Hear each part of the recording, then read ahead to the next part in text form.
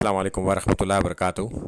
آج ہم بات کریں گے کہ خلا کے معاملے میں کتنی عدت کی مدت ہے۔ تو خلا کے معاملے میں اللہ کے رسول صلی اللہ علیہ وسلم نے فرمایا ایک حیض عدت گزاریں، یعنی کہ ایک بار حیض آ جائے تو وہ اس کی عدت پوری ہو جائے گی۔ تو خلا میں نے پہلے بھی اپنے کلپ میں یہ بتایا تھا کہ کافی آسانیاں ہیں کہ رجوع بھی کر سکتی ہے وہ عورت نئے نکاح نئے مہر کے ساتھ اسی خاوند کے سے نکاح کر سکتی ہے، اور اس کی عدت بھی بڑی آسان ہے، صرف ایک حیض۔ تو یہ زیادہ بہتر طریقہ ہے طلاق کے مقابلے میں۔